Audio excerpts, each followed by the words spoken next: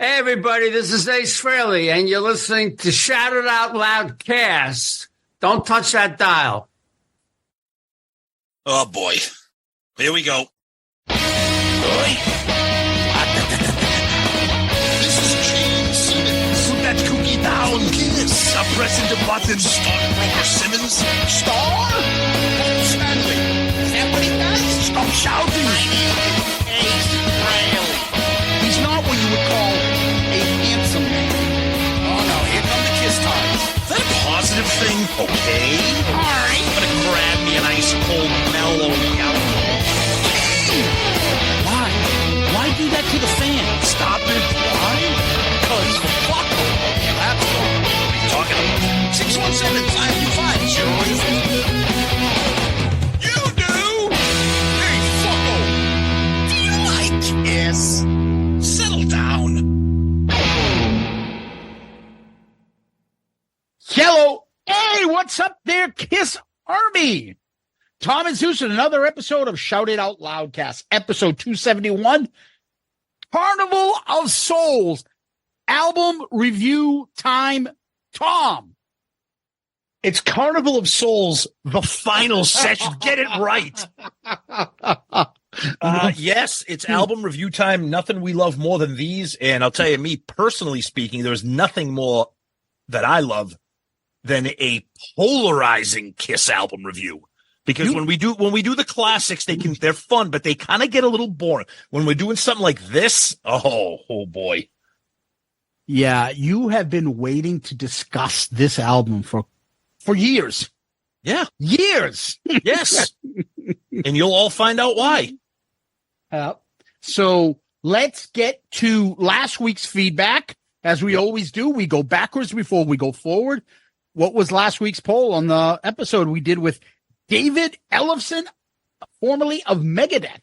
Yes, that's right. Great episode with him. We love Dave. Oh, I love Megadeth. We'll talk about that. So again, we said this last week. Anytime we have an interview that's not kind of easy to pick a poll, we kind of just go like maybe news related, which is what we did this week. So we covered a lot of the Kiss sale to Pop House, and that was what the poll was about. And we said, how do you feel about the Kiss sale to Pop House? The options were happy for the band, it changes nothing, terrible move, or what sale? 52% said they think it changes nothing. 35% were happy for the band, which I guess you could technically vote for both of those. 8% said it was a terrible move, and 4% either don't know about the sale or thought they were being funny with the sale. Mm-hmm. Our buddy Costa, great episode. I have seen Mustaine and Megadeth 10 times, the only band more than Kiss. I always love hearing how many rock stars grew up as Kiss-tards like us. Wow. That's pretty awesome, dude. I like Megadeth. Never seen them 10 times. Actually, never seen them at all. We were just talking about this. He sounds like he's singing with his teeth clenched and he's got marbles in his mouth. Who, Dave? Yeah. Dave? Oh, yeah. Look. A friend of yours, Dave? Oh, yeah, Mr. Mustaine. Dude, I like Megadeth, but Dave is just, hello, me. Meet the real me. Dude, all right. Fucking meet the vocalist coach. Go see him because you need him. Yeah, we'll just leave it at that. Let's see. Our buddy Bill Elam. Great show. David is a super guy. He has a long-term memory on a Gene Simmons level. I met him. He recalled the places in Dayton that Megadeth played, from tiny clubs to historic venues. And Bill posts a cool picture of him and Dave. Very neat. Very, very cool. I love Bill. He's such a nice guy. Yeah, super nice guy. Ken in Satan's Service. Great episode. From the 80s hair scene to grunge, thrash, and even some country artists. The influence that Kiss has had is incredible. Yes, that's true. Kevin Johnson, great show. Kiss is our Beatles. Damn right. Yes, people really like that comment. Yeah, I love it. Well, I think people like it when somebody with some status has it. Like, even if you're not a Megadeth fan, David Ellefson is like a legendary bass player. So when he starts saying those kinds of things, people are like, okay, that carries some weight, as opposed to, like, Joey Casada saying it. People are like, what? Oh, great. Now I got to throw his fucking comments in. Thank you. You don't. Just delete Fuck it. him. Exactly. I know Joey Casada. Fucking bozo. What's he putting up now? His fucking, fucking strawberry shortcake doll collection? Well, he's taking a cue from some of these other people we see on, hey, look at my fucking G.I. Joe fucking Kung Fu grip doll that I had. I still sleep with him. Just because you're older, it doesn't mean you're not a fucking nerd collecting stupid shit still. Yeah, but there's nothing. Look, I'll be the first one, but there's nothing wrong with collecting stupid shit. But let me tell you this: when you're older, keep it private. Yes, that's my point. Like, or join like a dork group on Facebook and hide it. And hide it, and then put a bag over your head. What the fuck was he doing? Talking about some sort of fucking Star Trek fucking dork alternative fucking play date shit he was doing. I don't know what he was doing, but you know, you're a nerd. You're pretty proud of it. Pretty proud of it. All right. Anyways, that's what we got for Twitter this week. All right, let's go to the Book of Face and wash those Casada germs off this episode, please. The taxman Anthony Barone, ADCPAinc.com. Go check him out. Says crushing it with the new guests. Another favor of ours, Keith Rochford, said, what a year so far. You guys are hitting it into the ozone. Your buddy and my buddy, Backpack Brad Rustoven. Yeah. Great episode, guys. Amazing conversation with Ellison. He appeared so relaxed. Kudos to your guys' interview style. Regarding Papa's deal, two things. Number one, he heard us when somebody told us it was going to be for $4 billion in New York, and we all fucking laughed. I was like, oh, listen to him telling me it's $4 billion. Sorry, buddy. I had to embarrass. It wasn't Brad that said it, but he got a kick out of it. Anyway, the deal was way more about the brand, trademarks, and IP than Kiss's music. The music is not in the same stratosphere, pun intended, as the likes of Springsteen, Dylan, Bowie, Sting, Paul Simon, and Neil Young. Two, the more I think about it, to believe any mentions of a collaboration was simply to appease the diehard fans, kind of like when a legendary coach retires but stays involved with the team. That is to calm and soothe the fan base during the transition. Pop House calls the shots. I'm sure they do. Brilliant, Brad. Sure they're going to have to go back to Paul and Gene. No. Listen to me. They aren't. Can I finish what I was going to say? You can. Okay. I'm sure they're going to have to go back to Paul and Gene about certain questions when they're about to release things. As an advisor, they need them on the fucking payroll, along with Tommy and Eric, to go back to them every once in a while and be like, hey, if we release this and this now, what's your thoughts? What do you think, Kiss? You're not going to use their input? Absolutely. Universal doesn't use their input. I'm sure Universal. When Universal releases shit, they don't ask for Paul and G. What do you think of this compilation? They fucking just release it. We buy it. Yeah. Watch. There's not just music. There's other stuff. They know enough about the Kiss Army. They want to keep them pleased. I'm telling you, they're part of it. They have a percentage, and I think that they're going to be constantly involved. Now, I hope you're right. It's not going to be day-to-day shit. It's somebody else's money. But I'm sure that every once in a while, they're going to have to pick up the phone and call Paul or Gene and be like, hey, we're doing this or that. I hope you're right. So you right. have to have them as part of the project, part of the team. Why not?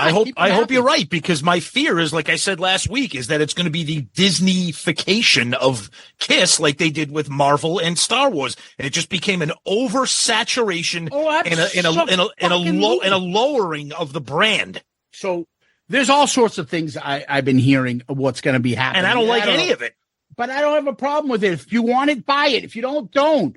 What's going to end up happening? You're going to see fucking Kiss shirt and Kiss merch at every fucking pub outlet you'll ever fucking see. They'll be selling shit all over the place. Who gives a fuck? You like it? Like I said, buy it. You don't? Fuck off. Yeah, Who but cares? Why does that bother you? It's not music that they're going to be releasing. Exactly. It's fucking products. So what do we care? They need to make their money back because they're going to fucking do a big deal with that whole fucking Avatar shit, and that's going to fund it. having all that money coming in? Stupid. Well, we'll find out soon enough, right? Dan, don't call me a mutant from Stonehill. Ooh. Very cool. Can't wait. I read interviews where Dave praises Gene's bass playing. I know he's definitely a fan. Oh, he is. If you listen, you'll definitely know. And let's go over to Loudcasters. And while we're here, just a quick comment I want to get off my chest. There's a couple shit stirrers that love to put up shit. Unpopular opinion, revenge sucks, or, oh, this is a terrible album. Fucking love to get clicks and comments. And then when we put the episode or a comment about the episode somebody puts up, they're like, what's that about? I don't understand. Yeah. And like, you don't even fucking listen. You just come here to get clicks and comments. So get used to it, because it's going to all go away, because I'm going to fucking kick your ass out after a while. I don't need stupid shit. You know, have comments that you mean something or really have an opinion, not stupid shit. I like approving stupid shit once in a while, because then the Loudcaster just sick them on them, and I get your point. You're right. I like that. Okay, but I see both sides. I do, but it gets annoying. You know, not someone just to come here and fucking and get the shout it out Loudcast rub and then fucking jerk off all day about it. Yeah. And by the way, fucking destroy your socks, unpopular opinion. Yeah, exactly. That shit's got to go. Here's another one that's got to go. Stop putting up stupid AI shit. That's got to go, too. See, the only reason I do that is so people be like, dude, what the fuck? So what we're doing right now, I like it when the Loudcasters do it to the person posting AI shit. So then fucking all you people listening, the real fans of the fucking show and the page, please tell these people enough of this shit, because it's fucking annoying. Here's my AI of Ace playing that Tom Shed. That just sounded like a wrestling thing. All you people out there listening, the real fans. Yeah. All you people out there on rented furniture. Exactly. Anyways, Loudcasters. John Whiteman says, I hope you can get him on again when he has more time. It was great to hear a future Rock and Roll Hall of Famer and the guy who played bassline from MTV News paying respect to Gene's bass playing, along with the STP song. That's right. Yeah, I like Megadeth that they're never getting in the Hall of Fame. If fucking Iron Maiden is not in the Hall of Fame, Megadeth ain't getting in. The Greek Thunder from Down Under, Thanos Akratides. Fantastic interview. It's a Kiss world, and we're all living in it. Yeah. Pity couldn't go on longer. Need to get the man back to hear some depth stories. Great job, Tom and George. This show only gets better. Who's George? No. Thanks, Thanos. Speaking of Rock and Roll Hall of Fame, Frozen Tears, they're on their way to the Rock and Roll Hall of Fame. Oh, his band? Thanos' band. Yeah, great stuff. They do a nice version of Come On and Love Me. I know that. Yes, they do. Yeah, they do. And he ends with, this show's only get better by the week. Love it. Thanks, buddy. Justin Seal says, great episode. I happen to agree with Tom on the question of the week. I wish it ended after farewell tour with the original four and get back with Bruce and make real music. The last 25 years of makeup in the same set list sucked, in my opinion. Kind of like keeping the corpse alive. I love that. That's tough, but true. Tom, over to you, buddy. We're going to take one email from our buddy Baden McLeod. The title of his email is Eddie Trunk. He says, so I'm slowly going through the back catalog of SIOL episodes, and I'm now listening to the Hot in the Shade Tour episode. I had tickets to the show in Eastern Canada, and it was canceled due to Paul's injury. He promised to return, but he never did.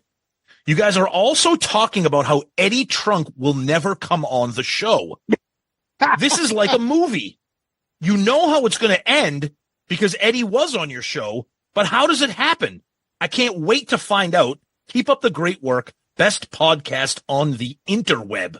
But Baden, that is actually kind of hilarious when we hear this from people that maybe have just discovered us and go back and listen, and knowing what you know today and hearing those old episodes, it is kind of entertaining. So thanks for that email. Appreciate it, Baden. Zeus, what do we got on the tube? All right, Tom, on YouTube, our buddy Chris Flood. You guys are hitting it out of the park on these interviews and on the show and Dorm Damage. I hope Ellefson comes back for a couple hours, while other ham and eggers, his cast, Ham and Eggers sounds like Fred Cusick and Derek Sanderson. I was just going to say that is such an old hockey term on WSBK TV 38. While other Ham and Eggers Kiss Cast are talking about the toys in the attic, you guys are providing great entertainment. Thumbs up on Tuck Smith. Yeah, Tuck's great. So glad we're getting a lot of feedback on him. People really liking him and checking out his music. Good for you. He's a good guy. So that's really, I'm really happy to see that. Chris, we appreciate your comments all the time. And this was another good one. So we want to thank you and give you the comment of the week. Good answer. Good answer. I like the way you think. I'm going to be watching you. Chris, thanks, buddy. Much appreciated. Really, that's awesome. Tom, I also want to thank our Patreon family. Patreon is where you guys can help us out and help the show. There are 4 different tiers. You sign up and you get perks from us, like what we're doing right now, which is the ARC Song Madness Tournament going on currently. And sadly, no real big surprises there so far. Nothing. Yep. Nothing. But you guys were a part of that. You're also a part of our ARC Album of the Month choosing, which should be coming up shortly again. You guys get merch. You guys get feedback. You're on our message boards. We have polls. We have involvement. We have video chats. There's tons of stuff there. And if you join, you're helping out the show and having a lot of fun and being supportive of Shout It Out Loudcast. So if people want to ask, how can we help the show? What can we do? This and that. You really want to help us out and you like what you're hearing, please join our Patreon family and you get something back.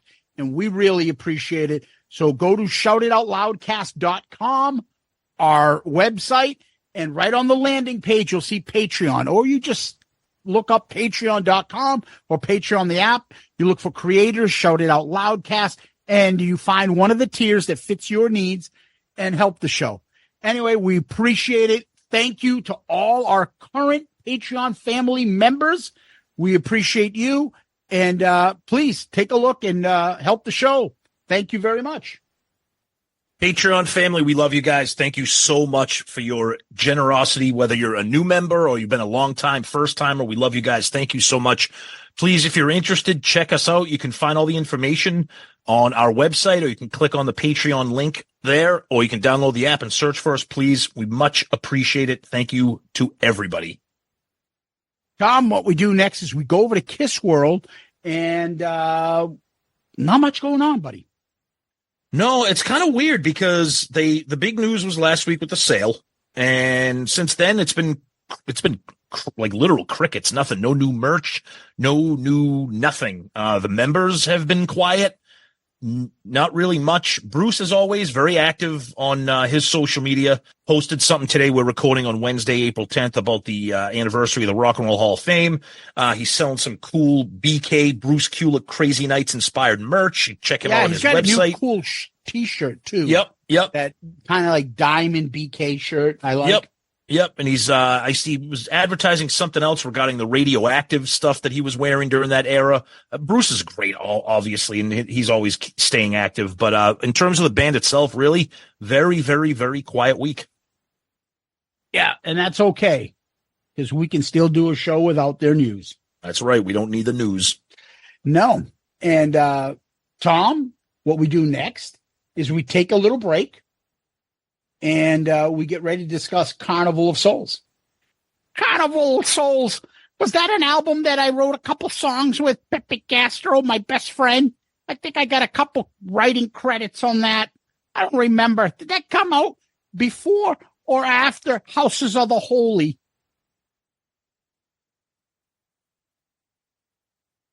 Okay, we're back. And Ace was really excited about the carnival. I remember when I was a kid, I used to go on my favorite ride was that Tilt-A-Whirl. The teacups, kind of a little bit of a fun thing too, but I always used to get sick and maybe have a couple accidents here and there, kind of like I do today, but big fan of the carnivals. I'm not sure what a Carnival of Soul is, but you know, teacups, Tilt-A-Whirl. The Scrambler was always a good one too. I'm thinking back of that picture of him on that fucking carnival ride with his on the swing with his feet. He's got the bad wig on. I think Laura's in front of him. He's in the back. And he's like, oh, shit. Look out below. I don't feel so hot. God. Anyway, Tom, we are going to talk about a very, very polarizing album. So what we normally do when we do album reviews, we talk about the album, how we first came into it. Why don't you start us off? So it's funny when we were talking about like preparing for this, I'm like, oh, there's a lot of background info to this and everything. And I'm like, no, there actually isn't. But for me, this is kind of a weird time in Kiss world because this came out 2 years after we graduated college. So we were kind of like on our own with like discovering music. It wasn't like we were in college. Yep. This came out after the reunion. And I remember like finding it at a record store, probably Tower Records or Newbury Comics, the one I used to go to in Burlington all the time. And like, I don't know what this is. Like, I didn't hear any buzz about it. I didn't know what it was. I didn't hear about a bootleg or unreleased stuff or nothing. And I remember listening to it. I was like, what the fuck? Like, this is like Kiss doing like grunge type metal shit. And it just blew me away. I thought at the time it was good. And I don't want to say right now what I think of it, 25 plus years later, but not a lot of very specific, clear memories of getting this because it's just kind of a weird album. Yeah. So we all know the story about, the bootleg was out there, this and that. Look, at that point in my life, I loved Kiss just as much as you did, but I wasn't like hooked on something where the internet was still kind of new. So I didn't hear about the bootleg. I didn't know that there's a bootleg of this album. And I wasn't that crazed about it. At that point, I was like in law school, I believe. It's right after I went 95, right? Yeah. When I graduated, I went right to law school. So I'm in the middle of law school studying, doing my own thing. That's funny you say, because I was in the middle of going to graduate school. I was at Suffolk taking classes at night. You were going to law school. We were working. It's like, like you said, the internet really didn't exist. No. And so like, I didn't hear anything about it. And then when me and you talked, it was about, oh shit, the reunion's coming. And then this album came out. I bought it. I listened to it, but it was still, again, one of those things you're distracted because of the reunion stuff going on, which I think happened for a lot of people out there. So there was no real like affection or like me hearing that, this new Kiss album's coming out on this date and I ran out to buy it. I think I just randomly got it. So so that's Carnival of Souls. The next thing we usually get into is the album cover. Well, I mean, I mean, in retrospect, I don't mind it. It's definitely not what you expect from Kiss, but neither is the album. I mean, I'll just get this out of the way now. I'll say this now, and it's going to kind of carry on throughout the entire album. Cover included. Gene, Eric, and Bruce, the three of them, this entire scene and this entire sound suits them to a T. Paul is a fish out of water from the album cover photo to the album as we get into it later. This is just not his thing. That being said, I don't really have a problem with it. I mean, it kind of makes it look like they're like a grungy garage band. They're just sitting there with a puss on their face. Bruce with the big beard, Gene looking menacing as always. It's not we always say this. It's not a Kiss cover, quote unquote, but what the hell was it going to be? There was no makeup, obviously. The reunion had already happened when this came out. So what do you do with this cover? You just take a picture of the band performing. Yeah, Tom, to me, it's kind of funny. Paul still needs to always be in the forefront. Oh yeah. Of an album cover with a white shirt on. If you didn't know any better, you'd think Bruce is number 2 and Bruce is his partner. Yep. Because Bruce is a little more featured in this on the right-hand side. That's right. And larger than Gene. Yep. Gene looks like he's, lurking in the background. Eric looks like he's just back there on the drums. And you're right. Look at the clothes. They look like we're in the fucking mountains. We're in Vancouver. Yep. We're fucking trying to do this record. We've been here for over a month and a half. Yep. And we're tired and whatever. Paul does not he's got like a Prince white shirt, jacket, whatever the fuck that is. He's even standing like Prince. He's got like his legs crossed with like some like boots. And he's got these black leather pleather pants that would fucking make Dwight Yoakam go, you got some tight ass pants. Yeah, it's not good. Yeah, and these boots, he cannot do this. Now, we'll get to that part in this album about Paul and everything and where he fits. But even starting off with the cover, Paul is, like you said, and we'll be saying this a lot, this isn't him. Yeah. Now the cool thing about this is if you've been on the interwebs obviously for a while, the original, there's artwork out there of what the album cover was going to be, and it's wicked fucked up for a Kiss album. It's like a picture of like an S&M, almost like a GIMP mask with the head on fire. Because there were stories that the album was going to be called Head, maybe. And then there's another alternative album cover where it looks like the back of someone's head is being like unzipped and like hands kind of crawling out of it. Yep. I mean, real fucking crazy shit for a potential Kiss album. But I think that may have been what they were going to do if this was going to get a proper release, and then when they realized, we'll get into it, what happened, why they just released it like this. So. Yeah, you can just Google alternate Carnival of Souls covers and a bunch of images will show up. Yep. Regardless, this is another one of those lost opportunities. Jericho always talks about fucking album's going to be called Monster. What's the cover going to look like? Exactly. What? And you're like, so Carnival of Souls. Okay. I get what they're saying. Like, this is the end of this band. This is the end of this era of this band. Final sessions. Let's just show them work in the studio and try to but it's almost like, we want to be fucking, we want to undersell like what we're doing here. This isn't important. Let's just throw this out and see what happens. Well, the fact you bring up a good point. The fact that it's subtitled The Final Sessions, it's like, here you go. Here's Zeppelin. Here you go. We're gonna put it in a brown bag. You'll find it. We're trying to be coy that we can still sell when we put it in a brown bag. Right. No, you're right. Yep. So I don't know. It is what it is. It's definitely different. Another interesting thing too. This is one of the few albums in their entire catalog that doesn't get represented on Kiss Online when they do the anniversaries. No picture disc, no reissue, no merch, no not. It's like it doesn't exist. It's like that part in that song from Rage Against the Machine. You settle for nothing now and you'll settle for nothing later. Fuck you. This is what you're getting. That's right. And there's nothing. You ain't getting a picture disc. You ain't getting a fucking hot dog, hamburger, or whatever you want. There, nope. Fucking nope. What do you call it? Smalls there, fucking from Caddyshack. Yep.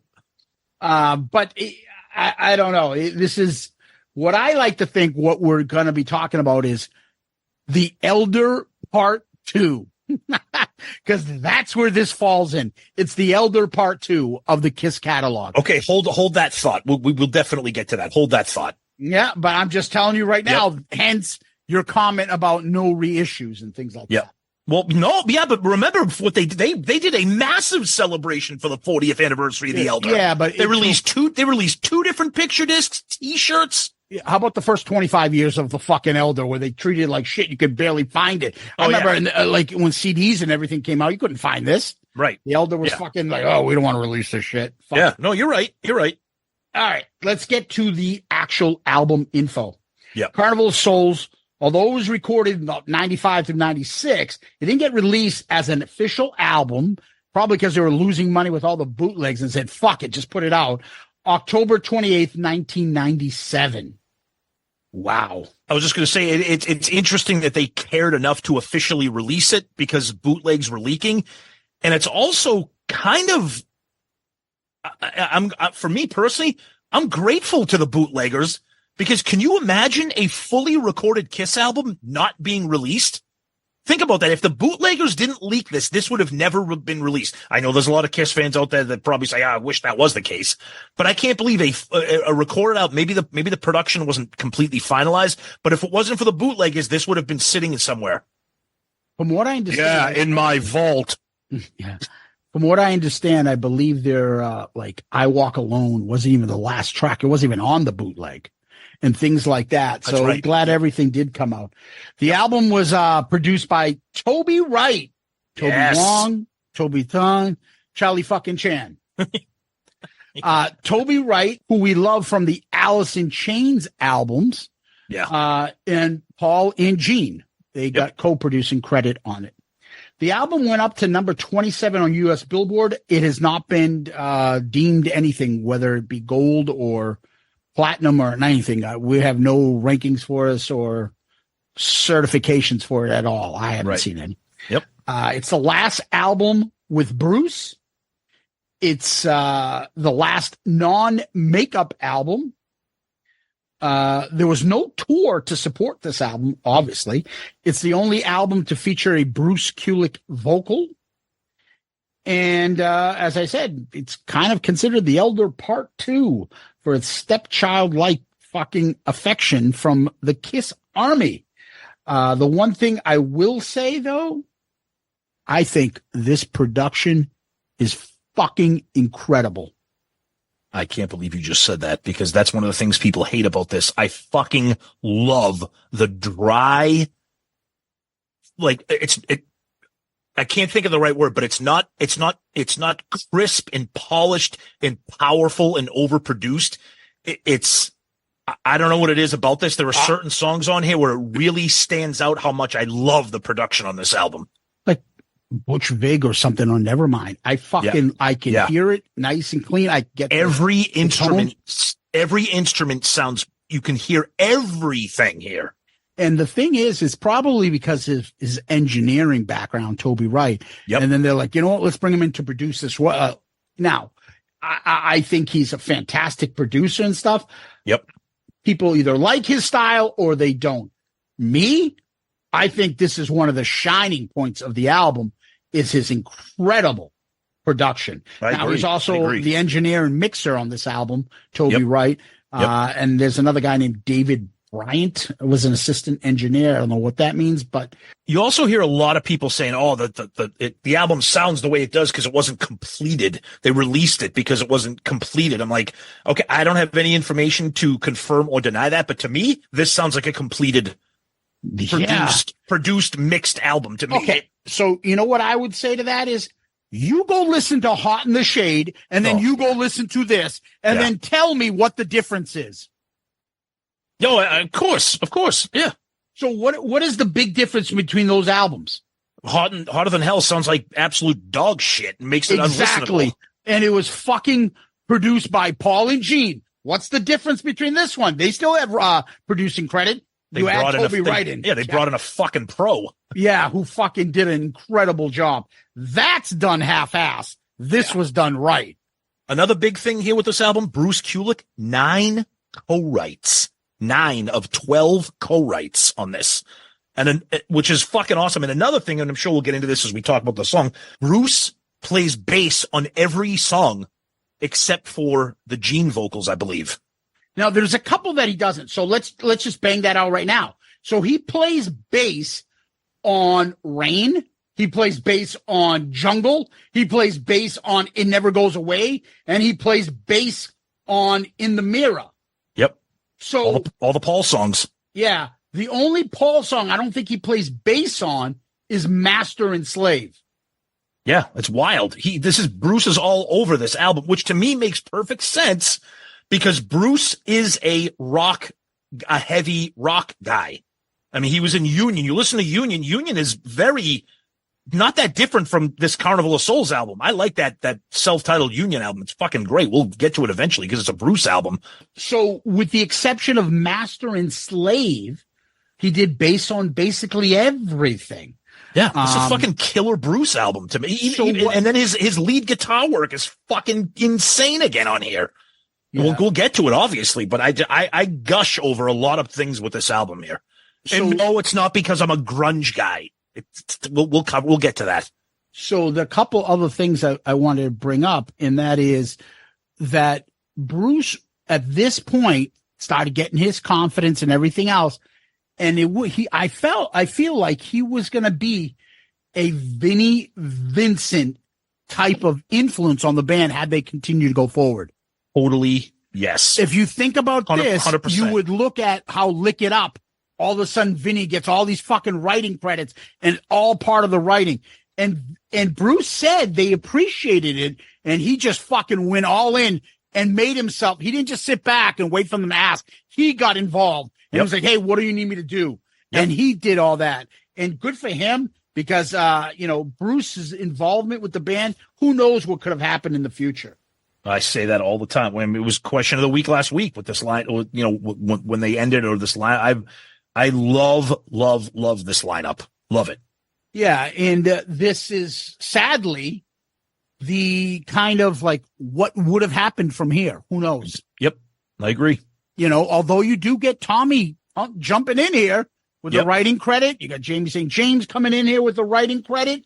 So you got some of that Black and Blue. You got Nick Simmons helping out on Childhood's End as a back-end vocalist. You got the choir that's on that song track as well, the Crossroads Boys Choir, and then a lady named Carol Kaiser who did the arrangements and strings on Childhood's End, I Will Be There, and also I Confess. So those are all the people that were involved in the making of this album. Mm-hmm. And what we do next is we go to the fucking tracks. Yep. All right. First track. All right. So we start with Hate, which in my opinion is the only song on the entire catalog that can even touch Unholy in terms of heaviness. I mean, this actually blows Unholy away. This is Unholy on steroids. The riff and what Eric Singer is doing on the drums is fucking out of this world. Like a blow away opening track. In Gene, this may be the best. Like, I thought Unholy, he sounded insane. When he screams Hate, like the song, the way it just starts off with the title, he just sounds absolutely fucking bonkers. Eric is insane. The solo is out of this world. It's crazy shit. It is.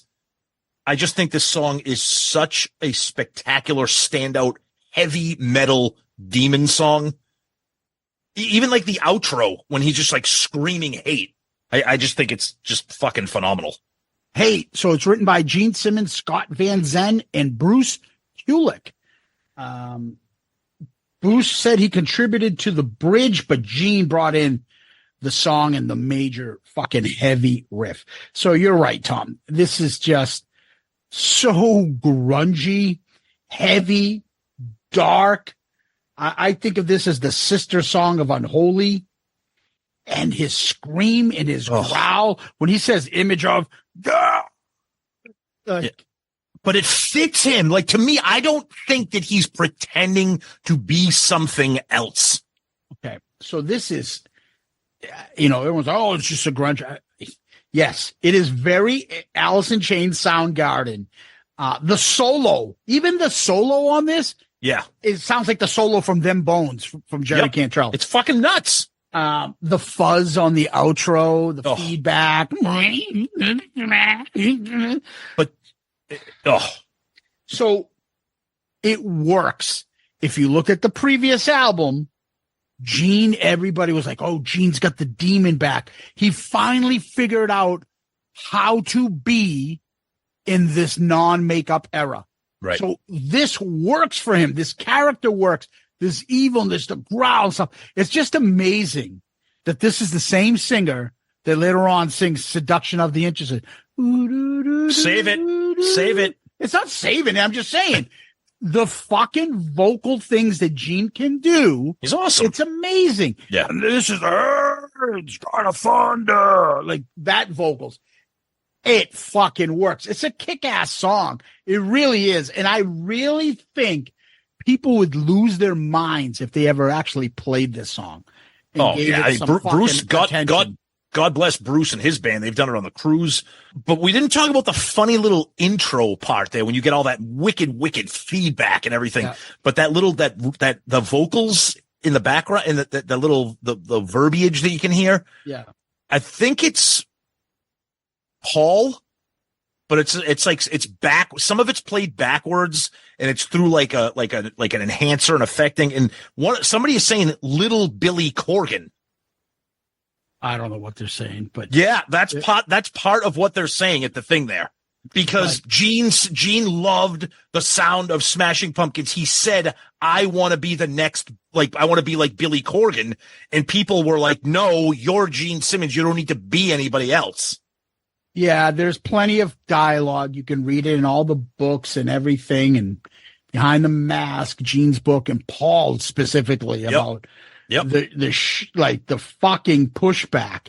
But he said, when one of us is that passionate about it, you kind of like, okay, you got it. This is you want it. And Gene's like, yeah, because I can do this, bitch. Now let's exactly right. And now let's turn it over to you and see what you do with track number 2. So the next song is Rain. This is Paul trying his hand at the Carnival of Souls sound. Paul's vocals at the beginning, like during the verses, just don't work. He just doesn't have the tone for a song like this. Now, when they go into the bridge and the chorus, when he's like, I think it's going to rain, like Paul is hitting notes out of this world. Even when they do the little breakdown, like that's like awesome Paul. When they have the little backward vocal effects, like with the rain down on me, and it's like that's such a late 90s shit. The solo again is just nasty and vicious by Bruce. I love it, but I said this earlier at the onset. It's just not Paul's vocals. He just really can't do it. It's the song is not bad. It's got like that weird time signature. It's kind of like a little offbeat. Bruce even talks about that, but I just think Paul kind of struggles to kind of carry what needs to be carried in this song. Rain. Now, this is written by this trifecta of songwriters, Paul Stanley, Bruce Kulick, and a guy named Curtis Cuomo. I don't know if he's related to Mario Cuomo from New York, but these three are kind of like throughout this album when Paul writes. So Bruce says he came up with the riff. Again, we're back to a heavy AIC, Alice in Chains type riff. I mean, I'm thinking when this comes in, it sounds like Sludge Factory or Goddamn. Yeah, exactly. That the riff is so Alice in Chains. But Alice in Chains, three-legged dog. Yes, it came out in 95, late in 95. That's when these guys started writing for the song. I don't know, but it's there. This is just, it doesn't work. I'm going to say it right now. It doesn't work. It doesn't work. Cannot do this.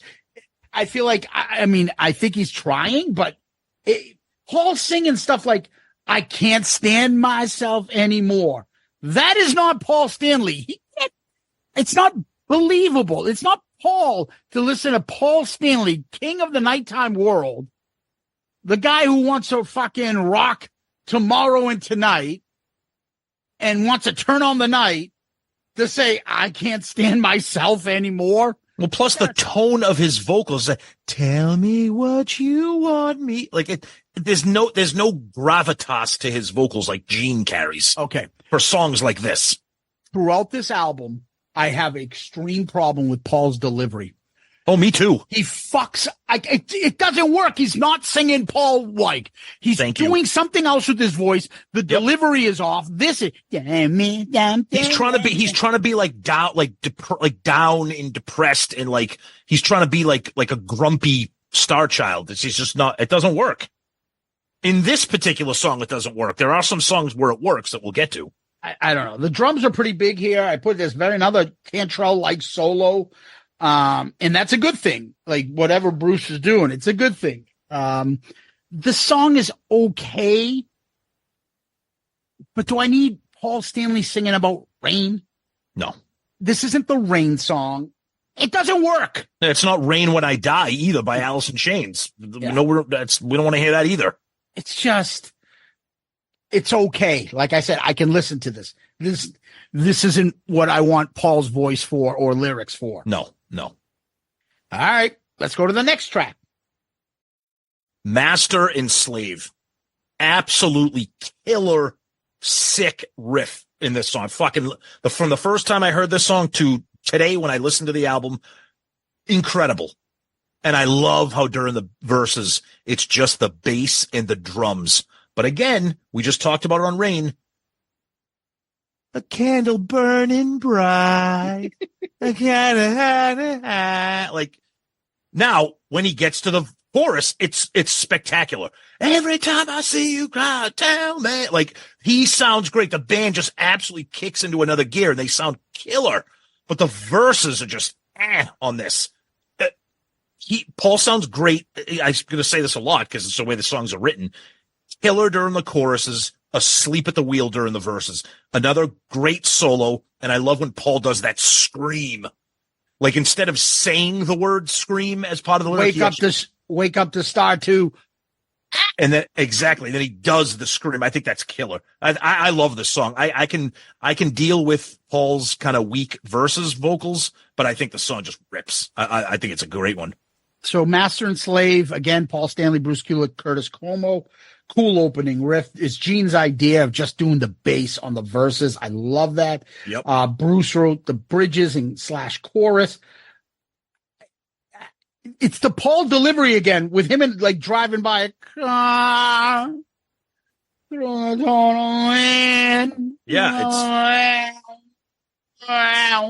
okay, whatever the fuck is going on. Just honestly, with the bass and the way this is, how cool would it be with Gene doing this song? Oh, yeah, even every time I'm doing that, dude, it would fucking kill with with Gene doing this. I'm telling you, I really think so. That's a fucking Ezrin bridge in there that Paul wants to start using. Yep. I just like it's a very different type of Bruce solo, and and it proves that Bruce is versatile. Because it's very different. Again, I'm going to say the bass is just fucking awesome. There's a nice Bruce outro. And it's actually the first non-grungy type of song on this album. Yes. Yep. And it's a pretty decent song. It's still different. It's not party fucking, again, let's put the X in sex in all night. But it's towards that Revenge Paul type stuff that was coming in. Agreed. Yep. All right. 4-track. Childhood's End. Another Gene vocal, very different vocal here. Based on a book. Gene talks about this book written by Arthur C. Clarke called Childhood's End, about the last stages of evolution when we become spirit entities. All right, relax, Gene. Just stop. Just cut the shit. Just cut the shit. Stop it. He was He was writing about anal sex. Like, that's what. But here's the thing about this song, and it's funny when people point to Carnival of Souls, sometimes they point to like a song like this. I've always liked this song. I have always liked. Go back. What do you mean? Like, people point to this? Okay, as what? As like a bad song. Why this album sucks? Exactly. Thank you. Yeah, that's what I meant. Yes. Like, Childhood's End. That's fucking terrible. Okay, well, it's not a hard rocking song. It's not Master and Slave. It's not Hate. Yeah, easy as it seems and fucking Shandy. Yeah, I get the point. But like we mentioned during Hate, I love how Gene can do so many different things vocally. And that, again, when he sings these verses as whatever you want to make of the lyrics and what it's based on, I just think it's really cool. I think his vocals sound really, really cool. But 2 things I love about this song. I love it when the kids join in.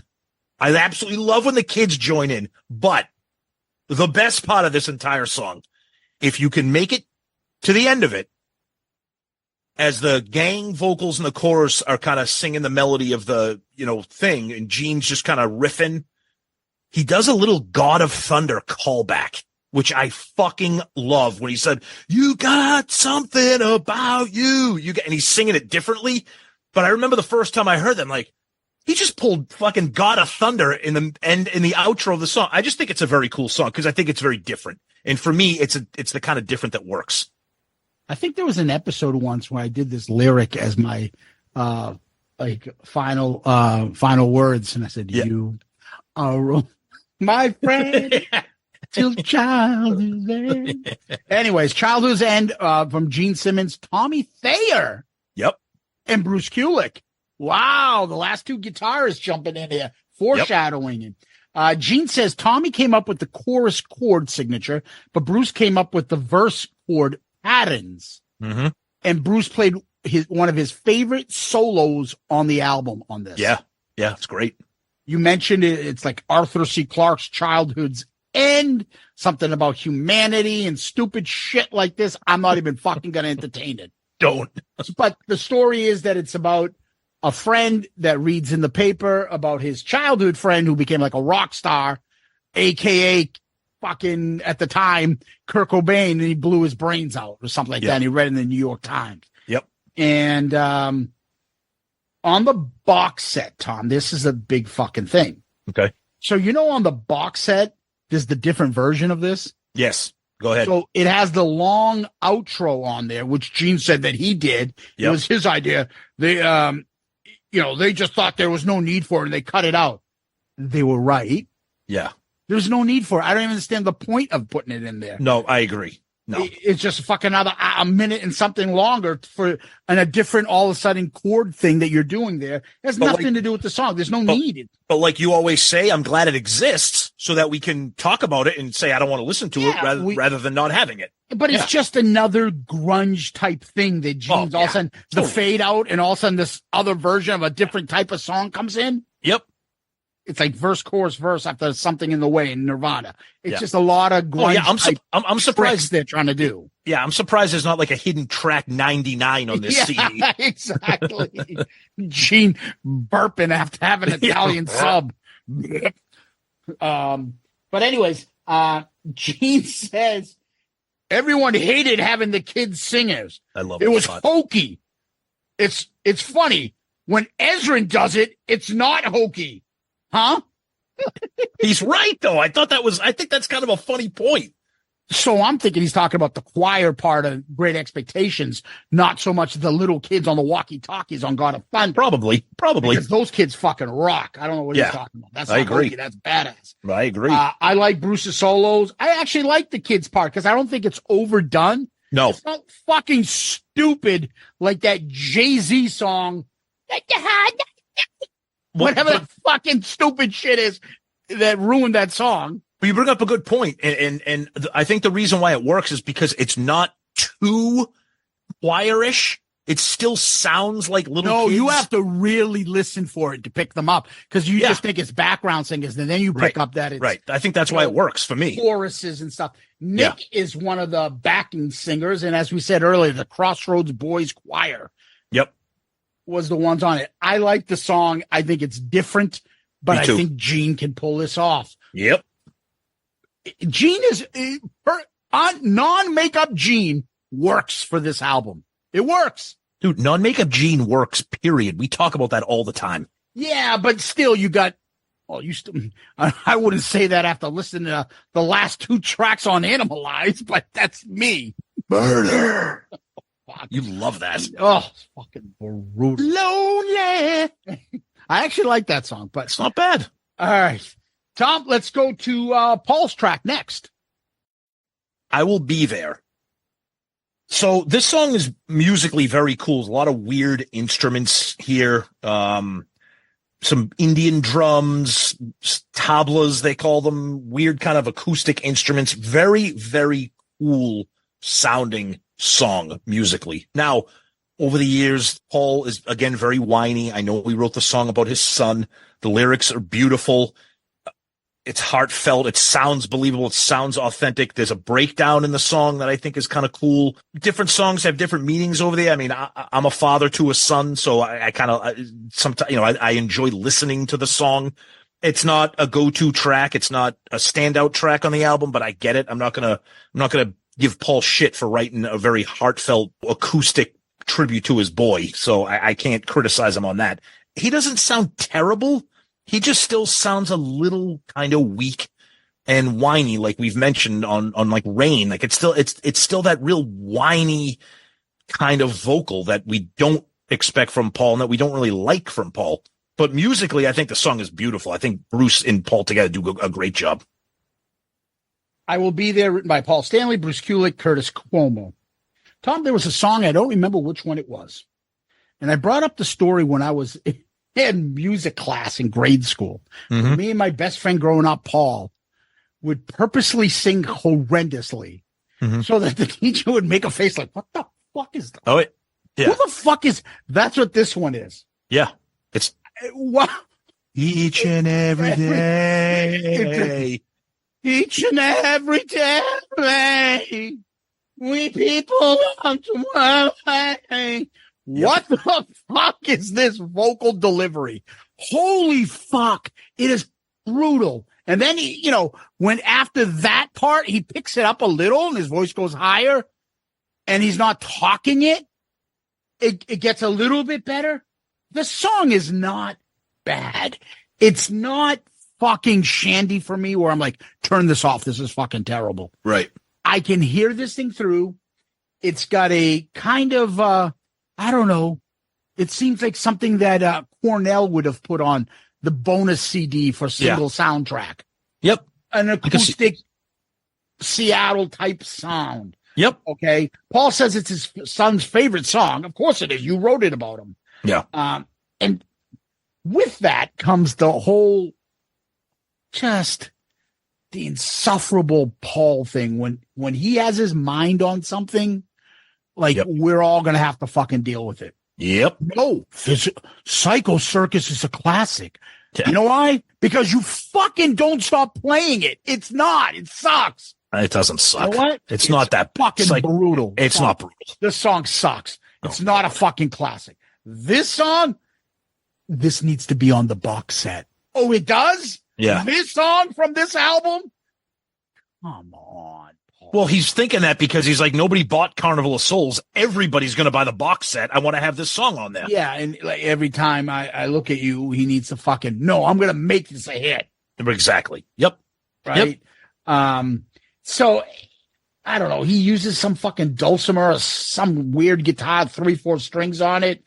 The fucking delivery, I just can't get over it. Yeah. I like the second verse vocals where they double up on the vocals and there's harmonies there. It's a real nice Bruce solo, aka it's awesome. Forever type acoustic like solo. Yeah. So Bruce does a good job with it. Again, I've got what? 2 songs in, Paul songs? Yeah. All right. Let's go back to Paul for the next one. Jungle. Absolutely incredible groove. I love the groove of this song. Just that bass line, that real funky, kind of slithery kind of vibe there. Very, very, very cool. But again, here like what the Paul? Flip the switch, dude. But again, he does flip the switch and he flips it when he gets to the chorus. In the chorus, this is the Paul Stanley I love and that I want to hear. He absolutely goes nuts in the bridge into the chorus. I think he sounds amazing in the riff. Like it, the song is great. There's a reason why this thing charted number 8 on mainstream rock, and it got the friggin' Metal Edge Reader's Choice Award for Song of the Year in 1997. That's actually pretty friggin' mind-numbing. Dude, how bad was music back then? Oh, it was bad. It was bad. I agree. No, I agree. What was its competition? Probably fucking like Days of the New or Collective Soul. Talking about Dangerous Toys' 5th album just came out that year. Oh yeah. I just think it's a killer song. I mean, even Toby Wright says it's an amazing song. It's great. It deserves to get the praise that it got, even though it was probably going up against, fucking Poison's 12th album in 1997. I don't know, but I think it's a standout track. What are you talking about? What are you talking about? Fucking stupid. Jungle. Paul Stanley, Bruce Kulick, Curtis Cuomo. Let's get after it. Isn't that what fucking Cuomo does before he got fucking shit canned from CNN? Dude, the song is 6 minutes and 49 seconds, the longest Kiss song of all time. There is fucking no need for it to be that long. I love the outro. I love the outro. I love how it just mules. I loved it when it was on the single soundtrack named Drown. Oh, stop it. Fucking rip off. Anyway, what? Rip off? Dude, they're just pulling the same shit with a fucking long, because drawn out fucking grungy feedback shit. Hey, you can always hit the skip button. Lyrics and sound, very grungy. Yeah. There's very few words like grunge songs. Ever listen to Pearl Jam? Go listen to Rearview Mirror or Apologize. Yeah. Yep. Dude, Apologize just took up 3 verses the way Eddie Vedder sings. There are very few words in this song. The drums are great. The solo is pretty good. Yeah. The outro I just put is Smashing Pumpkins Drown, and it's almost 2 fucking minutes. Yep. I agree. And ridiculous. Then Bruce said that he came up with the riff is all I have. It's okay. The Paul vocal delivery again. It's rough. It doesn't work. It takes away from the song. When he comes in and he sings that, like that commercial he used to do the voiceover for the people jumping in a canoe, whatever that was. Yep. That commercial. He has that voice. His voice is as solid as it's ever been. Crazy Night's voice. He had that voice still back then. When he's doing the chorus and pre-chorus to this, his voice is off the charts. Mm-hmm. So good for Paul. Now, let's go back to our friend Gene, see what he's got. We got In My Head. Oh, the guitars on this. You got that, if you get the weird little intro, and then you got, but my favorite part, especially if you listen to this with headphones on, earbuds, when that second guitar comes in with a chug, because you got the crunchy, and then all of a sudden you got, oh man, that is mid-late 90s metal grunge shit. Fucking sounds amazing. Gene sounds fantastic. The lyrics, Gene, settle down with the nest of termites. Fucking relax. Okay, we get it. The bridge in the chorus is kind of a little bit weird. This is a song where I love the verses here, but I just think it's another heavy, menacing Gene song with just killer guitars. Yeah, this one is written by Gene, Scott Van Zandt, and Jamie St. James, the dollar store version of fucking Dee Snider. Fucking horrendous looking hairdo. Anyway, Gene says he didn't like the lyric, so I tossed it to Jamie St. James, and he fine-tuned the lyric. So one lyric, and he's got writing credits all over this? What do you mean one lyric? I tossed it to him to fix the lyric. All right. Yeah, that's weird. Like, is that all he did? But anyways, I love the pounding beat. Dun, dun, dun, dun. Just fucking awesome. And right when the verses come in, that grungy guitar comes in. That's what I wrote. That's what I wrote. I love it. I also like the running theme. In my head. They're in my head. That part of the song. It's just a very different type of song. And it's also got a very different type of Bruce solo on it. And it's also got a very different type of like harmony. Like there's like the vocal harmony. It's almost like it's like a dissonant sounding harmony. It's almost like jarring when you hear it. And if anything too, I just think the versatility of a Bruce Kulick is amazing. Incredible. When you can see what he's pulling off here and what he was pulling off when they were doing, like I said, fucking Who Wants to Be Lonely, completely different type of guitar, but he still does it. All right, let's go back to Paul. It never goes away. This fucking song never goes away. I mean, I was waiting which one of us was going to throw that. We want this to go away. Please go away. I mean, this song. So all the things that we have been criticizing Paul's vocals on throughout so far, this whole song is that. I have the groove, the guitar, like the crawling, like real grungy Alice in Chains shit. That sounds kind of cool. I said the song drags with his whining, and that it needs a vocal that can really portray like the pain in the sound, something more aggressive. He can kind of do okay when he comes to a high note as is, but I never say this about songs, and I usually tease people who do, but this song is too long and it goes nowhere. This is just a fucking dud. Where we did want it to go is away. Yeah, it never goes away. This is a rough one. Yep. All right, never goes away. Paul Stanley, Bruce Kulick, Curtis Cuomo. Paul came up with the riff. Bruce said he called the song Black Sabbath. Yep. Because it was dark and really trippy. Bruce plays a 12 string on it. Mm-hmm. I just put this is very Soundgarden-ish. This just isn't Paul, in my opinion. No. It's just not him. It doesn't fucking work. He can't do it. He cannot do it. Nope. The bridge is blah on there. I'm not even sure there's a solo in there on this song. Mm-hmm. And another grungy ending. And like I said, it never goes away. I hope this goes away. Not good. And it's just another dud from Paul. It's bad. These slow, like emotive type songs. They don't work with him. He just can't do it. Nope.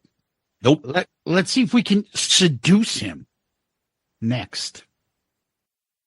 Seduction of the Innocent, arguably one of the worst Kiss song titles in their entire discography. Fucking Not for the Innocent, Seduction of the Innocent. Of course, it comes from another book. Whatever, Gene. We know you're smart. Stop.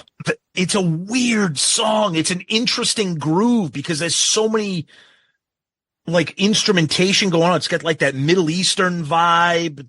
It's when he's singing his vocal. This is what I love about Gene. Like during the verses, he's singing with that groove and he's carrying that kind of tone that we enjoy.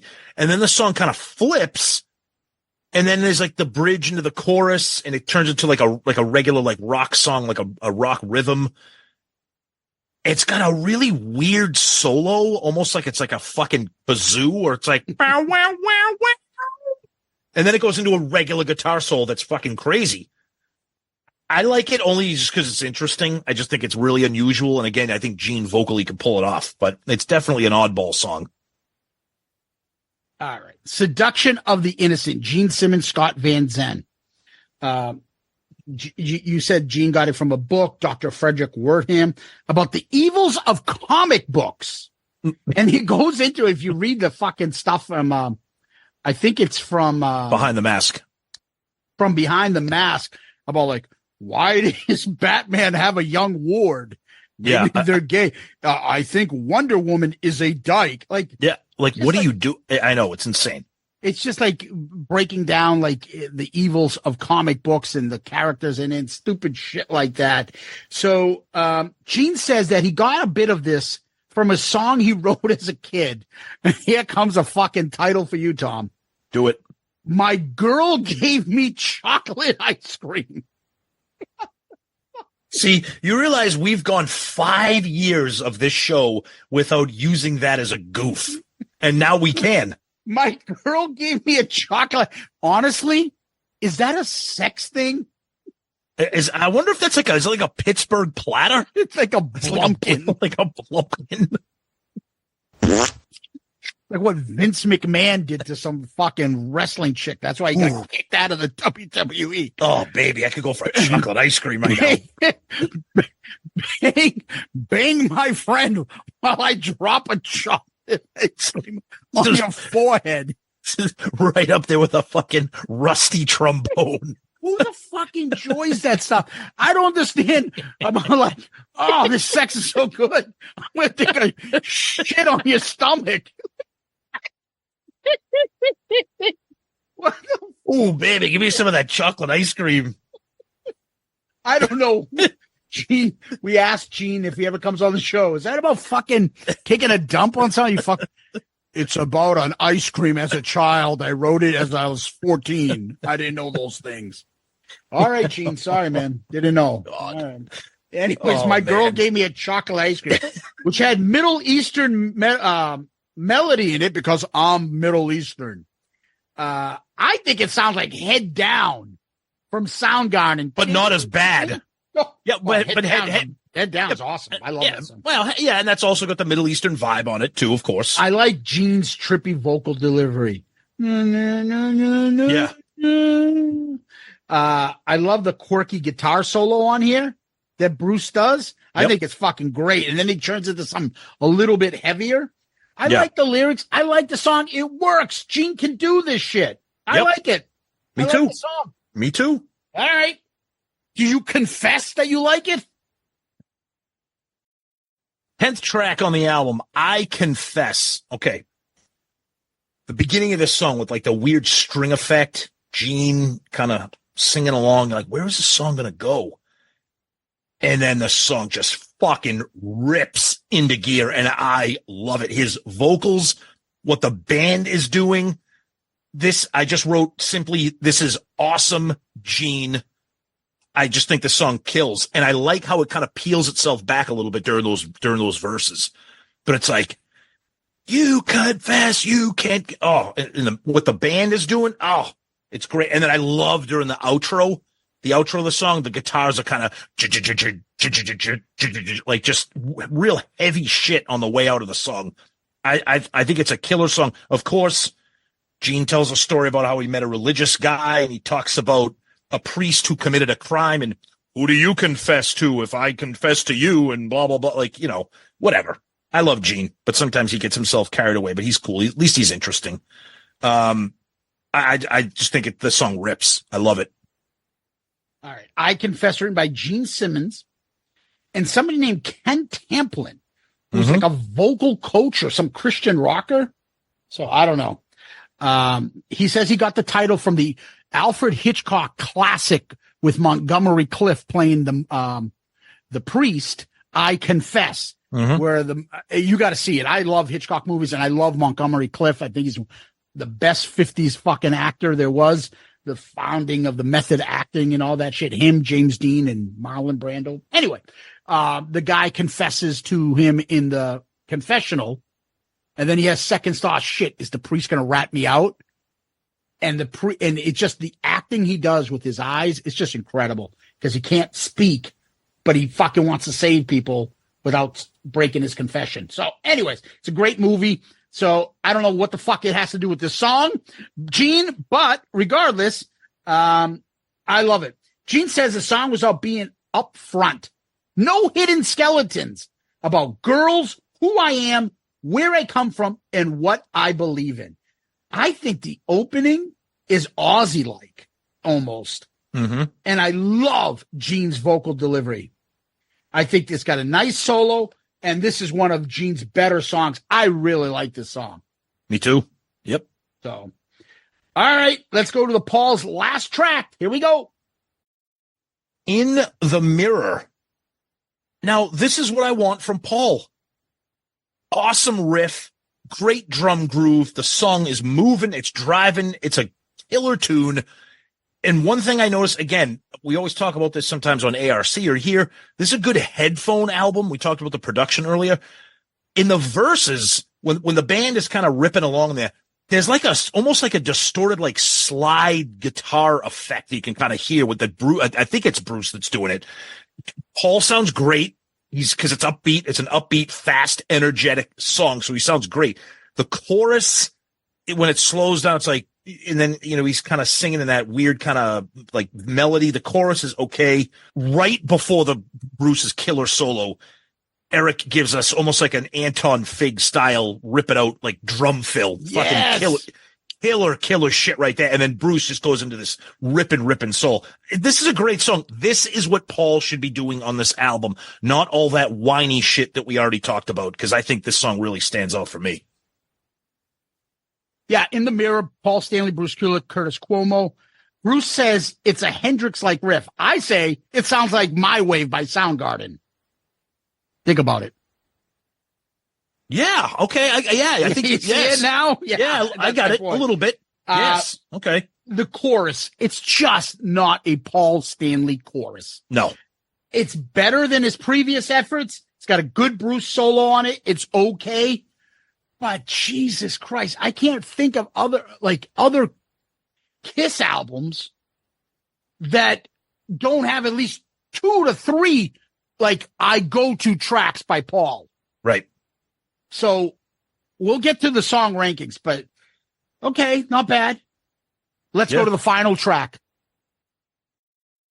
So this is where we see Bruce Kulick singing for the first time, and I guess I should say the only time, unfortunately, I Walk Alone.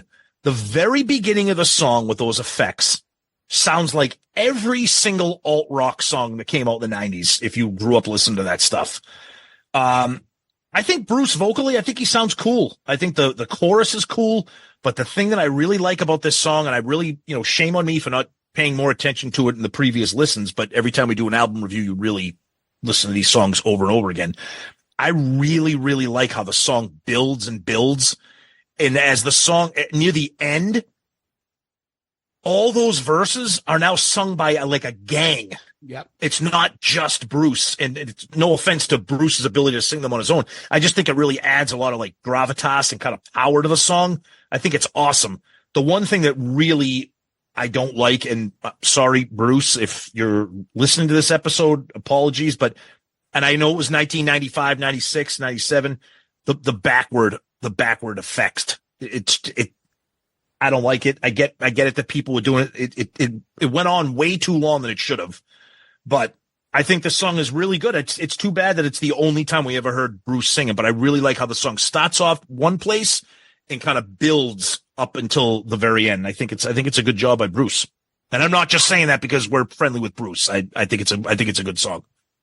I Walk Alone, Gene Simmons, Bruce Kulick. The fun thing is that this was going to be a Gene track. Yep. And it was actually Toby that said Bruce should sing this. Yep. Which is fucking great. But I can totally see where this was, the idea originally was Gene. Yeah. Right? I like the trippy opening part. It almost sounds like Shine by Collective Soul. Mm-hmm. Yeah, kind of. I like Bruce's delivery. I like how he sings this song straight. Me too. Forward. He's not trying to stretch himself. He's not trying to do things outside his wheelhouse. He's hitting it. He's doing what he needs to do. When we hear certain songs like Ace's solo album or certain songs off of Dynasty, it fits him. When Ace tries to do these fucking post-Kiss solo album songs and his voice is horrendous, it sticks out. Bruce is in his zone. The lyrics work. And I like I said, I could totally see Gene doing this. The backward shit on the bridge solo special effects, all that fucking effects. And then it goes into a really cool Bruce solo. Yeah. The outro where you can totally hear Paul singing. I love it. And he doubling up on the vocals. And then another kick-ass Bruce outro, which rocks. And then back into the trippy beginning part. Yep. Love that shit. Yep. This has always been a deep cut favorite of mine. I always enjoyed it. It's a song that anytime I'm thinking of Kiss, I'm like, oh, you got to throw that Bruce song on because it works. Same thing with Little Caesar. It's almost like, thank you for giving us that one track. But on the other hand, motherfuckers could have given us so many more. Yep. But then it lets you appreciate what they did. And thank for the songs that you did get from him and an Eric Carr, and anything you get from Tommy and Eric Singer, because obviously they could do it. And so I think I Walk Alone is a really good song. I think it works. If so, I'm wondering if this was 1987 and you're looking at Crazy Night Smashes going into 88 and then 89 Hot in the Shade, what a Bruce song would be like with him singing too. Yeah. But I like it. I've always liked this song. Me too. I agree. Me too. So let's do what we normally do, Tom, and let's just give a quick rundown of the album and your thoughts. Look, I know that this is right up there with The Elder. And you mentioned at the beginning, this is probably one of the most divisive albums out there. Although I'm going to take a guess right now that there is a hell of a lot more people that like The Elder than like this, that if they're ranking albums, they're going to rank this way below The Elder. And that's fine. People are going to do what they're going to do. Who knows where we're going to rank it? We'll find out in a few minutes. But to me, I like heavy, dirty, grungy, like gnarly, like 90s music, whether it's grunge or whether it's like Pantera. They were in the 90s too. Like, I like this kind of stuff. It's different. It's unique. People say, yeah, but it's not a Kiss album. Well, yes, it is. Because guess what? Unmasked isn't a Kiss album. Crazy Nights isn't. Everything they did was different. This is different. Them doing this album in 1995-96 is the same thing as them doing Asylum in 1985. They were trying to do glammy pop metal then. They're trying to do grunge alternative rock metal now. No different. The problem is everybody out there doesn't like grunge. So that means they don't like Carnival of Souls. And that is totally fine. You have that right. I get the grunge haters are out there in droves. In Zeus, I'm proud to say that me and you bring them out of the woodwork because we always talk about grunge and post about it. But however, I really enjoy this album because it checks off a lot of boxes for me. It's Kiss, it's heavy Gene, it's Killer Bruce, and it's grungy alternative metal shit. So I've always been a fan. And I'm more of a fan of it now. Yeah, Tom, for me, I'm the same way. I like the era. I like the music. This is them doing a version of that. But Kiss has always got that Kiss formula in them. So it's Kiss doing that. It's not Kiss picking up and trying to do a jazz album. Like Correct. Something different. It's still they put their Kiss-dom into these albums. You can still hear it in there. The one difference on this album that sticks out to me is a lot of that Kiss formula is Paul. And Paul is nowhere near this album. No. So this album takes a huge hit for me because Paul's fucking brutal on this album. I agree. And the music that Paul does. If this was a Gene solo album with a couple Bruce songs, I'd fucking love it. Because I like the Gene songs. No, so now you got to kind of figure out what overcomes what. That's what I was just going to say. That's what I was going to say. Do Gene's kick-ass songs, can it balance enough of the stuff that we don't like about Paul? I mean, again, I'll be honest with you. People listen to this right now. I honestly have absolutely no idea where Zeus stands on Carnival of Souls. Yeah, I don't know. I'll tell you this right now. I'll give you a little hint. It's a Kiss album, so of course I love it. Of course. But I think you're right. Ranking this is tricky because we love Paul. Now, I'm a Gene guy, and I think Gene excels on this album. But Paul is, I mean, this is arguably his worst album. Maybe. From a vocal standpoint. I'll get to it when we rank the albums. You'll see. Okay. Fair enough. All right, but let's do the songs first. You got it. All right. Number 12 to you. Number 12 for me is It Never Goes Away. Ditto. It never goes away. I was hoping. Oh, horrible. Now, this is bad, okay? Because number 11 is Rain. Now, I'm trying to think of an album that we've ranked or reviewed where the bottom two songs are Paul vocals. I'm sure it's happened, but bottom two songs, yikes. Number 11? Yep. Jungle. Oh, wow. Oh, okay. Fucking horrendous. Absolutely the opposite I ever want to hear Paul Stanley ever do. Okay. Number 10 for me. So I will say this, 11 and 12 are easy. Number 10. So the next few songs can kind of be juggled around a little bit, but number 10 for me, I have Seduction of the Innocent. All right. Number 10 for me, Rain. Yep. Number 9 for me is I Will Be There. Each and every day. Every day. Yeah, I'll give that as my 9. Okay. Number 8 for me is Childhood's End. You were always my friend, Paul. Hi, Chino. Did you write that song for me? You were always my friend. You were always my friend. Childhood's End. Can I dedicate this song to my best friend, Pepe Castro?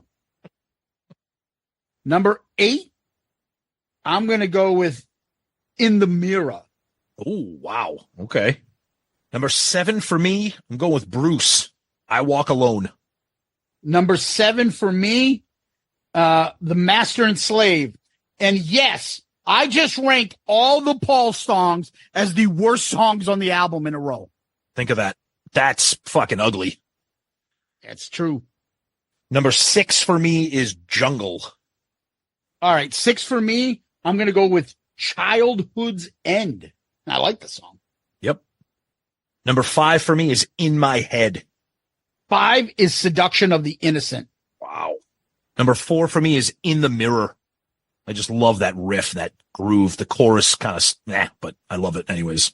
Keep it on my way, keep it on my wave. Number 4 for me is In My Head. Okay. Number 3 for me is I Confess. Number 3 for me is Hate. Oh, wow. And it could be number 1. I just, right now, I'm going with Hate. Okay. Number 2 for me. And I love it. I love it. I've been swimming in raw sewage. I know. I remember the Osmonds. Frank, just the name, Frank Drebin. Number 2 for me, I'm surprised you dislike this as much as you do, but number 2 for me is Master and Slave. A candle burning bright. Number 2 for me is the Bruce Kulick track, I Walk Alone. All right. Nice. And the easiest number 1 I've ever picked, or one of them, is Hate. Fucking love this song. Yeah, I mean, I could have had it number 1, honestly. I'm just switching her up. I want to be a little bit quirky, and I went with I Confess. Love it. Such a great, deep cut. Yep. Excellent. Excellent. Yep. Tom, what we do next is we rank the album compared to all the albums reviewed. So I love it when we get shit online and people are like, oh, I haven't seen you guys rank Destroyer because we haven't done it yet, you fucking idiots. Fucking God damn it. Welcome new listeners. We haven't said that in a while. Yeah. You fucking idiots. Yeah. We haven't done Destroyer. We have 2 albums left, dude. 2. And we haven't Lick It Up. Lick It Up. Think of that. Those are the last 2 left. So, and we still have a couple of big live albums and compilations, but we're reaching the end of the big ones. Say we have a couple big decisions. We got a couple big decisions. Yeah. So, Tom, let's go to album covers. You want to tell people how you rank your album covers? All right. So, album covers for me: number 21, Animalize, Crazy Nights, Sonic Boom, Monster, Asylum, Music from the Elder, Revenge, Hot in the Shade, Psycho Circus, Unmasked, Harder Than Hell, Paul Stanley solo, Kiss debut, Dress to Kill, Ace Frehley solo, Peter Criss solo, Gene Simmons solo, Dynasty, Creatures of the Night, Rock and Roll Over, and Love Gun. Tom, this album cover. Tom, that's Ace Frehley. Oh, I'm sorry. You're right. Thank you for correcting me. This Carnival of Souls album cover is awful, but it has the band on it. Gene looks fucking awesome. Bruce looks badass with the beard. There are worse. Put it this way. It's definitely not last. There are worse album covers here. So I'm going to give them credit because they're on the album cover. Mm-hmm. Okay. So for that, this one's a little bit too iconic for me. I'm going to put it at 18. I'm going to put it below Asylum and above Monster. Wow. Yeah. Yeah. Because the Monster and Sonic, different. The Monster and Sonic Boom are just insulting. Those 2 albums just don't even. It's just again terrible album covers. Especially that Monster one is just brutal. And Sonic Boom is just a dollar store Rock and Roll Over. It's awful. Underwhelming shit. Yeah, just bad. Real bad. Go ahead. Yeah. So for me, reading from the bottom to the top, I've Animalized, Music from the Elder, Hot in the Shade, Unmasked, Psycho Circus, Sonic Boom, Revenge, Monster, Crazy Nights, Hotter Than Hell, Asylum. Now we're in the top 10. Paul Stanley, Kiss, Ace Frehley, Peter Criss, Creatures of the Night, Dressed to Kill, Gene Simmons from Kiss, Love Gun, Dynasty, and Rock and Roll Over is number 1 right now.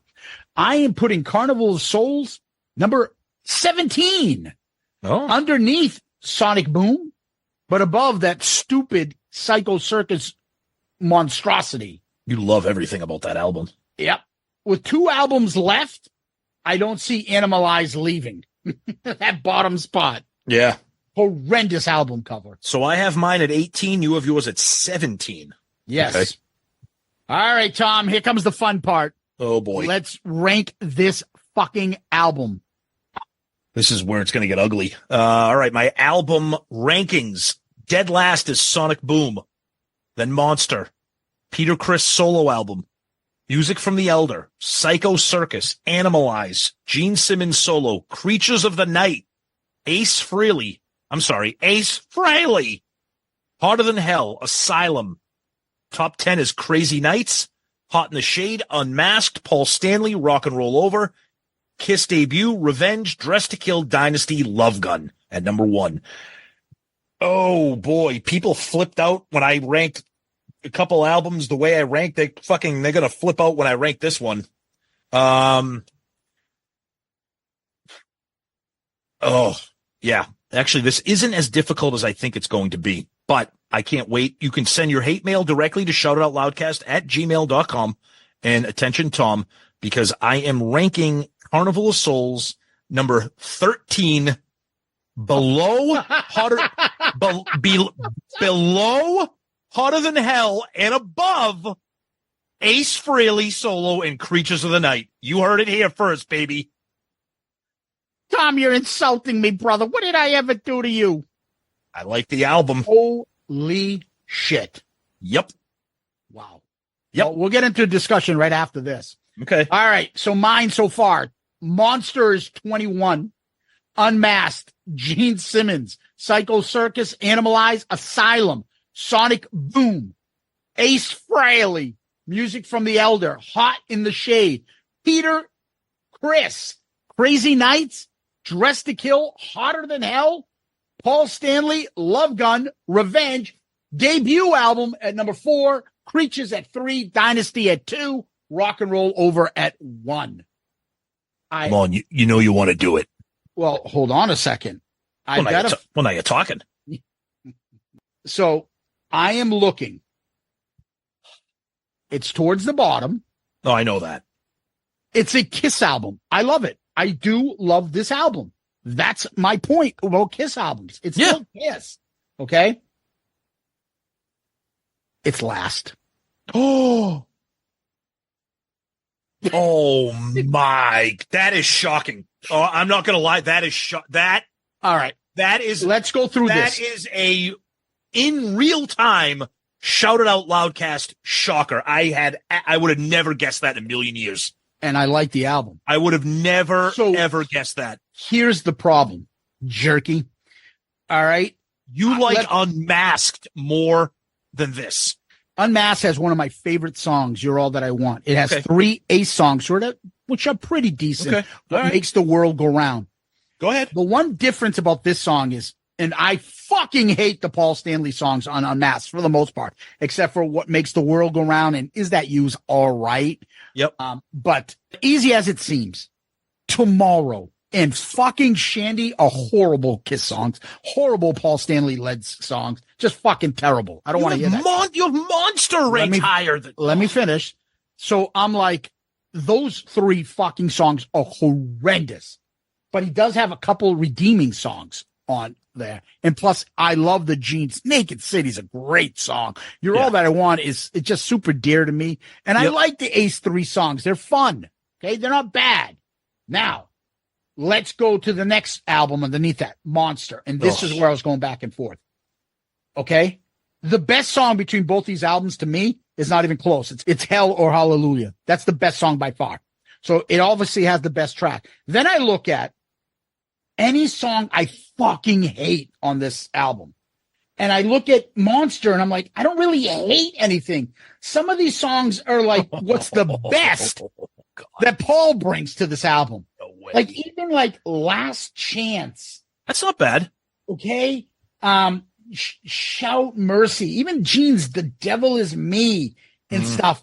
I'm like, okay, that's where Paul is with Master and Slave and In the Mirror to me. Okay. I like Freak. I like Hell or Hallelujah. I really like Back to the Stone Age. I really like Take Me Down Below. Now, I really like the Gene tracks on this album. Yep. Paul kills this album for me. Kills it. It's just, and again, I like this album. So, I know. That's what I will take it. But if I had to bring an album with me, one Kiss album, I would bring Monster over Carnival of Souls. Okay, and that's totally fine and also insane, but that's okay. That's why we have the show. No, look, I know people are going to be like, how the fuck do you have this ranked that high above Ace, above Creatures? Look, I like Creatures. I enjoy I love the Gene solo album. I like Animalize. I like Psycho Circus. I thoroughly enjoy Peter's album. You said it. It's a Kiss album, and ranking these is very dependent on mood. Yeah, I'm not like certain people that are like, will be like, I never listen to that album. I would never put that. I listen to all these. I listen to albums. Everything. Me too. Everything. Me too. Kiss. I don't have a problem with anything. Nope. Something's got to be last. But for me, you look at it the way you break it down is I break it down by, I'm a Gene guy. And this is one of Gene's strongest albums. It's one of Bruce's strongest albums, who's probably my second favorite member of Kiss. So to me, this is their album. Those two guys. Paul is super weak on this album, as we've beaten into the Which ground. is the problem that I have. Yeah, when I get all things are considered. I love Paul, and it's sad that this album sucks for him. But when you say, give me the best Gene track, give me the best Paul track, Paul's track will win for me every time. Okay, that's fair. Okay. That's fair. Paul sucks on this album. He does. He's bad. He's bad. It's just, he doesn't have his heart in it. It's not very Kiss-like. There's no one fucking catchy chorus on this. I don't need catchy choruses with Gene that are fucking sing-along shit. I just fucking love the groove and the badass of the way he sings these songs and the lyrics and everything. It works with Gene. It doesn't work with Paul. All right, people. What's more shocking, me having it ranked above Ace and Creatures, or Zeus having it ranked dead last? I don't think anybody's going to have a problem with me ranking it dead last. Dude, do you have any idea how many people are going to be on your side? I'm going to be the one who takes a fucking beating for having his rank ranked. But anyways, it's Carnival, baby. That's the polarizing Carnival of Souls. I hope you guys enjoyed listening to that. And let's go now to question of the week. And our question of the week is brought to us by the great Hall of Famer, Tony the Taxman Barone of abcpainc.com. We love Tony. He's done our taxes this year. He did them last year. He is spectacular, not only because he's the taxman, but because he's a good guy and a supporter of Shout Out Loudcast. Go to his website, abcpainc.com. Go there and click on the links for all the services that he offers for individual tax needs, business tax needs, estate, everything. You can call him directly. You can send him messages directly. He is the man, Tony the Taxman Barone. We love him. Check him out. Tax weekend is here, baby. By the time this episode drops, get the rush because he's the man. Question of the week comes to us from Kyle Schneider, who we met in New York City. And this is how old this email is. I think he says, I'll see you at the first night in Madison Square Garden. And we did. So this question really is more of like, what do you think? There's no factual base to either one of our answers here. So he says, Kiss, the debut, Hotter Than Hell, and Dressed to Kill were certified gold in 1977. What do you think their current certifications are now? And which one out of those three do you think is the highest if they were to recertify them now? My thinking is debut is the biggest seller, then Dressed to Kill, then Hotter Than Hell. I think they're all at least double platinum. And yeah, with, I agree. With the debut, maybe a triple. I think Kiss is easily the one that's multi-platinum. I think Dressed to Kill probably approaching that too, strictly because of Rock and Roll Night, even though it's not the live version of it. It's got Rock and Roll Night. I think Hotter Than Hell that's not very popular amongst non-Super Kiss fans because there's really nothing on there, radio accessibility type stuff on there. I think they're at least, I think all of them are at least double platinum, and I think the debut is probably approaching maybe 3 or 4 times platinum, in my opinion. I wish, I don't know, we talked about this like months ago about having their catalog recertified, who does that and what, I don't know. It'd be interesting to see for sure. But Kyle, thanks for the question. Great meeting you in New York City. Appreciate it. And thank you very much. We always love our questions of the week. Tom, where can people find us? Go to our website, the best place to be, shoutitoutloudcast.com. That's where you can find all of our episodes. You can listen to them directly from the website. Shout Out Loudcast, Album Review Group, Dome Damage, Zeppelin Chronicles, everything. You can also click on all of our links are there, all of our social media links. Our Patreon link is there, our Amazon shopping link, our merch page. Everything is there. Please check it out. You can comment directly on there too, which is great. So please do that. And also our email. And if you want your question of the week read, we keep them in a little folder. We pull one out of the hat every week. We pulled Kyle's this week. If you want to be part of the show, we do one every week. And then at the end of each year, we do a big mailbag episode. So please send those questions of the week, and you can use our email, shoutitoutloudcast@gmail.com. We read each and every email that you send to us. We can't get to all of them during the show, but we do read everything you send us. So please keep those coming. And of course, our social media, Twitter, Facebook, Instagram, YouTube, TikTok. And don't forget about our Spotify playlists. Every episode that has a playlist, a ranking, a draft, a top 10, we have an accompanying playlist. To search for those, look for us on Spotify, Shout It Out Loudcast. Search on our profile, not the podcast page. That's where you can find all of those. And we always like to say that we are a proud member of the Pantheon podcast network of shows. Tom, people can always DM us, Twitter, Facebook, Instagram. You can find us on Threads, TikTok, wherever it's social media. We usually have an account there. So make sure you check out Tom's playlist, like he said, on Spotify. Thank you for that, Tom. And subscribe to our YouTube channel. That is a lot of fun. And you obviously just search for Shout It Out Loudcast. And you pull up all our YouTube stuff. And then in addition to that, give us one of those 5-star child reviews on Apple Podcasts, Facebook, Spotify, wherever you can. And people can ask us questions on Spotify as well. And we try to answer that and publish those as well. So thank you for those.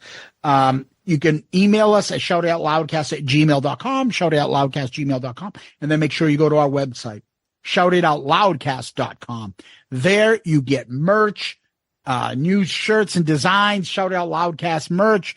You can find there. You can also look at pictures. Send us photos if you want to be on the website, just with your Shout It Out Loudcast gear, and let me know that it's okay to put onto the website, and I'll do that. You can go to our Amazon store. That's a way of helping us out.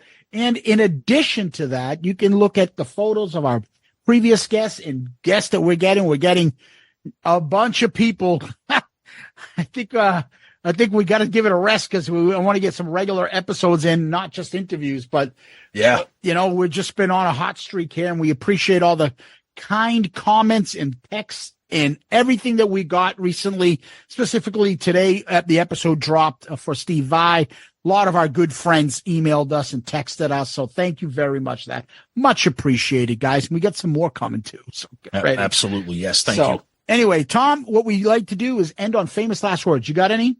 I do. I'm obnoxious and no one's home. In my head. Cardboard boxes filled with hate in my head. They're in my head. Fantastic. A towel. Wonderful. Each and every day. God. People turn away. Change the things they feel. Change the things they say. Tom, Loudcasters, Kiss Army. Thank you. Loudcasters, Kiss Army, Carnival of Souls, haters, nest of termite people. Thank you for everything. Zeus, as always, my friend. Thank you. Peace out, Girl Scout. Hit the music. What I'd like now is for all you fat, out-of-shape, worldwide kiss-tards to keep the noise down while I show your ladies what a real sexy man looks like. Listen, all you people out there sitting on rented furniture, settle down. Cut the music. Anybody seen Richie? Anybody know why Richie did Bobby Lupo?